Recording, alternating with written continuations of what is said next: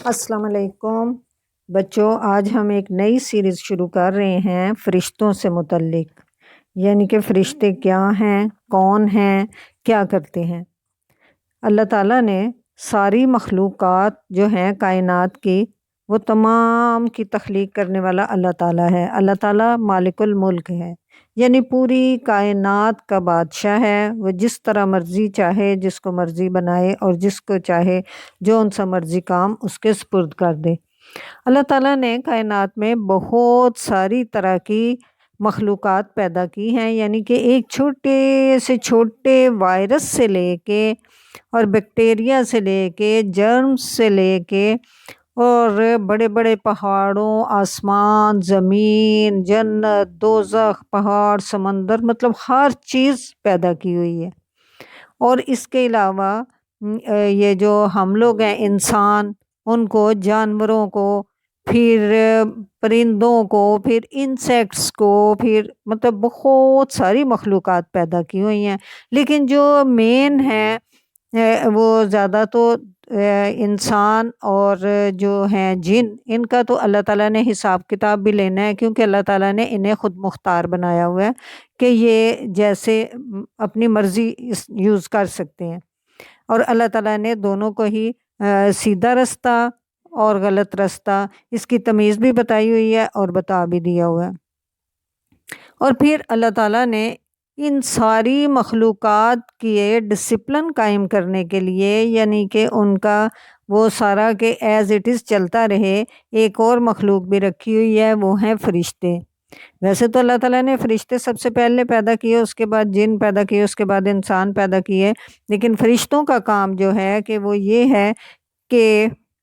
انہوں نے جیسے اللہ تعالیٰ نے کہنا ہے صرف انہوں نے وہی کرنا ہے، اس کے علاوہ وہ کچھ نہیں کر سکتے۔ نہ کرنا تو ان کی فطرت میں ہی نہیں ہے، یعنی کسی چیز کی انکاری انہوں نے نہیں کرنی۔ ویسے تو اللہ تعالیٰ نے ہر چیز کو، جس چیز کو بھی بنایا اس کو ایک اچھے انداز سے بنایا ہے۔ کسی مخلوق کو تو اللہ تعالیٰ نے پانی کے لیے بنایا ہے، کسی مخلوق کو اللہ تعالیٰ نے ہوا کے لیے بنایا ہے، کسی کو زمین کے لیے بنایا ہے، اور پھر زمین کی خوبصورتی کے لیے۔ پھر زمین کے اندر جو نباتات ہیں وہ بھی پیدا کرنے والا اللہ تعالیٰ ہی ہے۔ اللہ تعالیٰ نے سارا کچھ بنا کے تو پھر فرشتوں کی ڈیوٹیاں لگائی ہوئی ہیں کہ آپ نے یہ کام کرنا ہے اور یہ کام کرنا ہے۔ ویسے تو ہماری انسانوں کی بھی ڈیوٹیز ہوتی ہیں نا، اور ہماری سب سے مین ڈیوٹی تو یہی ہوتی ہے کہ اپنے بچوں کو اچھی تربیت دینا، اللہ تعالیٰ کے احکامات پہنچانا اور دوسروں تک بھی پہنچانا۔ تو اسی طرح سے آگے ہم یہ دیکھتے ہیں کہ فرشتے جو ہیں وہ اللہ تعالیٰ نے کس طرح کی مخلوق ہیں۔ یہ ایک ذرا تھوڑا سا نالجیبل قسم کا کویسچن ہوتا ہے، اور ہر ایک کو میرا خیال ہے شوق بھی ہوتا ہے کہ اینجلز ہیں کس طرح کے، اور یہ کرتے کیا ہیں، اور کہاں رہتے ہیں، کیا کھاتے ہیں، کیا پیتے ہیں۔ ویسے ہمیں یہ نہ تو فرشتے نظر آتے ہیں اور نہ ہی ہمیں جن نظر آتے ہیں،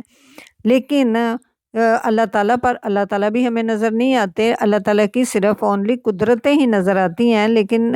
ان پر اللہ تعالیٰ پر ایمان لانا، فرشتوں پر ایمان لانا اور جنوں کی مخلوق پر ایمان لانا، یہ ہمارے ایمان کا حصہ ہیں۔ اگر ہم ان میں سے کسی پر ایمان نہیں لاتے تو اس کا مطلب یہ ہے کہ ہم ایمان بالغیب پر ایمان نہیں لا رہے، اور ہم پھر مسلم نہیں ہیں۔ تو جنوں کو تو اللہ تعالیٰ نے آگ کی لپٹ سے پیدا کیا، انسانوں کو مٹی سے پیدا کیا، اور فرشتوں کو اللہ تعالیٰ نے نور سے پیدا کیا۔ اور فرشتوں کی کچھ خصوصیات ہیں، اور وہ یہ ہیں کہ فرشتے کچھ کھاتے نہیں ہیں، ان کے ہماری طرح کوئی مادی جسم نہیں ہے، اور نہ ہی ان کی کچھ ایسی ہماری طرح کی خواہشات ہیں۔ نہ انہیں کسی کپڑا پہننے کی ضرورت ہوتی ہے، نہ انہیں گھروں کی، نہ انہیں کسی اور چیز کی، کہ بھائی نہ شادی بیاہ کی، نہ بچوں کی، اس طرح کی کوئی ان کی خواہش نہیں ہوتی۔ بس اللہ تعالیٰ نے جیسے بنایا ہوا ہے اور جو کہا ہوا ہے صرف ان کا کام وہی کرنا ہے۔ لیکن ان کی ایک خصوصیت یہ بھی ہوتی ہے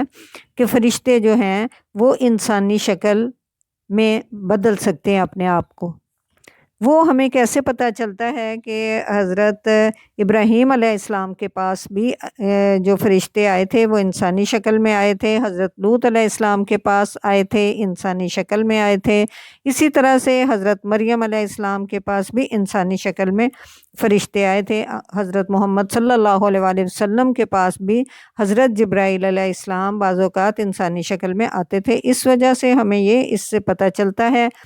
کہ انسان کی شکل یہ بدل سکتے ہیں جو فرشتے ہیں۔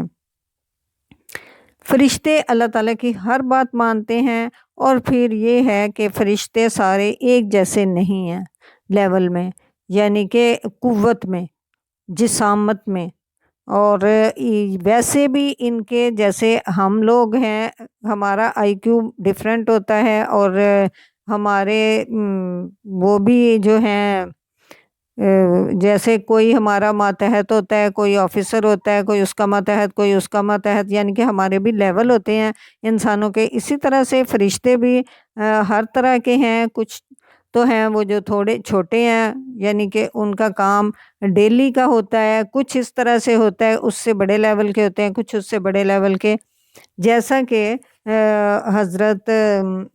جو ہے جبرائیل علیہ السلام کے بارے میں اللہ تعالیٰ نے سورہ تکویر میں فرمایا ہوا ہے ذی قوت عند ذی العرش المکین، یعنی کہ جو عرش کے مکین ہیں ان میں یہ سب سے زیادہ قوت والے ہیں، مطاع ثم امین، اور یہ بہت امانت دار ہیں اور اطاعت گزار ہیں۔ اسی طرح سے ہر جو فرشتہ ہے وہ ایک ہی طرح کا نہیں ہے، جیسے ہمارے یہاں بھی کوئی رسول ہیں، کوئی نبی ہیں، کوئی جس طرح اللہ تعالیٰ نے ڈیفرنٹ ڈیوٹیز دی ہوئی ہیں، اسی طرح سے فرشتوں کو بھی اللہ تعالیٰ نے فرشتوں کو ڈیفرنٹ ڈیوٹیز دی ہوئی ہیں۔ جیسے حضرت جبرائیل علیہ السلام کی ڈیوٹی تھی کہ وہ اللہ تعالیٰ کا میسیج لے کے آتے رہے ہیں، شروع سے ہر پیغمبر کے اوپر وہی اپنا میسیج لے کے آتے رہے ہیں، یعنی کہ ایز اٹ از پہنچاتے تھے اور اسی وقت آ جاتے تھے۔ تو یہ ساری باتیں جو ہیں یہ ہمیں کس چیز سے پتہ چلتی ہیں؟ ہمیں قرآن پاک سے پتہ چلتی ہیں اور احادیث سے پتہ چلتی ہیں، اور اسی طرح سے ہمیں احادیث سے اور قرآن پاک سے اور بھی ان کی ڈیوٹیز کا پتہ چلتا ہے کہ جیسے کچھ فرشتے ہیں ان کا کام ہے ہماری نگرانی کرنا، جب تک اللہ تعالیٰ کا حکم نہ ہو ہمیں نہ کوئی چوٹ آ سکتی ہے اور نہ ہی ہمیں کوئی نقصان پہنچ سکتا ہے۔ وہ ہے نا یمسسک اللہ بضر فلا کاشف لہ الا ہو، تو جب تک اللہ تعالیٰ نہ چاہے ہمیں کچھ بھی نقصان کوئی نہیں پہنچا سکتا، ہمارے ارد گرد نگرانی کرنے والے فرشتے موجود ہوتے ہیں۔ اس کے علاوہ کرامن کاتبین ہیں، جو ہم کوئی بھی کام کرتے ہیں یا کوئی بھی لفظ منہ سے نکالتے ہیں فوراً لکھنے والے لکھ لیتے ہیں۔ اس کے علاوہ منکر نکیر ہیں جو قبر کا حساب کتاب لینے والے، پھر جنت کے کو حفاظت کرنے والے، اس کے دربان، پھر دوزخ کے دربان، دوزخ کی حفاظت کرنے والے، پھر اسی طرح سے اللہ تعالیٰ کا عرش اٹھانے والے، پھر میسنجر، پھر اسی طرح سے درود شریف پہنچانے والے، جو ہم درود شریف پڑھتے ہیں وہ حضرت صلی اللہ علیہ وآلہ وسلم تک پہنچانے والے۔ اسی طرح سے ہمارے ارد گرد بہت زیادہ سارے فرشتے ہوتے ہیں۔ اس کے علاوہ جو 7ویں آسمان کے اوپر بیت المعمور ہے، جیسے کہ ہمارا خانہ کعبہ ہے ادھر، تو 7ویں آسمان کے اوپر جو خانہ کعبہ ہے اس کا نام ہے بیت المعمور، تو اس کے ارد گرد بھی طواف کرنے والے بہت سارے فرشتے ہوتے ہیں، اتنے زیادہ فرشتے ہوتے ہیں کہ ایک جو طواف ایک دفعہ کر لیتا ہے اس کو دوبارہ، مطلب ایک دفعہ طواف کرنے کے بعد اس کی دوبارہ باری نہیں آتی، اتنے زیادہ فرشتے ہیں، 70,000 فرشتے طواف کرتے ہیں۔ تو اللہ تعالیٰ نے فرشتوں کی تعداد تو اتنی زیادہ بنائی ہوئی ہے کہ ہم کاؤنٹ نہیں کر سکتے، ہر کام دنیا کائنات پوری کا جو ہے وہ سنبھالنے والے فرشتے ہی ہیں۔ اچھا، اسی طرح سے ہمیں ایک اور جگہ سے قرآن پاک سے پتہ چلتا ہے، سورۃ حامیم سجدہ جو ہے اس میں آیت نمبر جو ہے 30،